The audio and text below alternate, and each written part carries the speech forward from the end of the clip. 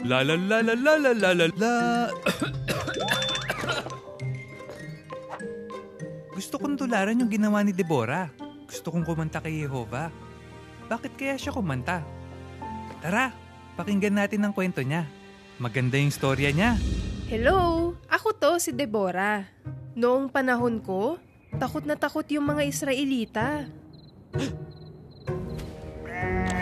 Yung iba pa nga sa kanila, lumipat ng ibang lugar para magtago.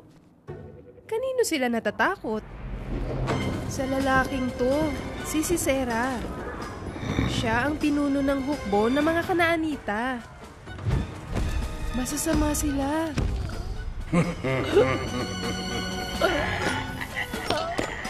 Pero hindi ako natakot. Kakampi ko kaya si Jehovah. Tingnan nyo, ayan ako, isa akong propetisa.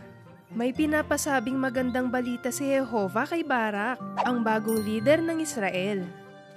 Sinabi ko sa kanya, kapag hinarap mo si Sisera, siguradong tutulungan ka ni Jehovah na manalo. Pinalakas ni Jehovah ang loob ko, kaya lumakas din ang loob ni Barak at ng mga Israelita.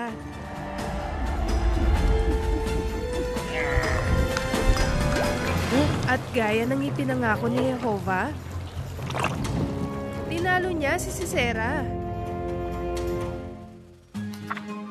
Dahil dyan, napakanta ako. Makinig kayo, mga hari. Aawit ako kay Jehovah.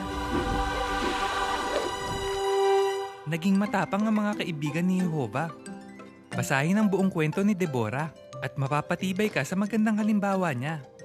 Matuto sa mga kaibigan ni Jehovah. At gawin yon araw-araw.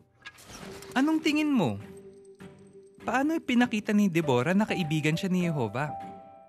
Kailan ka nahihirapang magpakita ng lakas ng loob? Paano mo matutulungan ng isang kaibigan na maging matapang?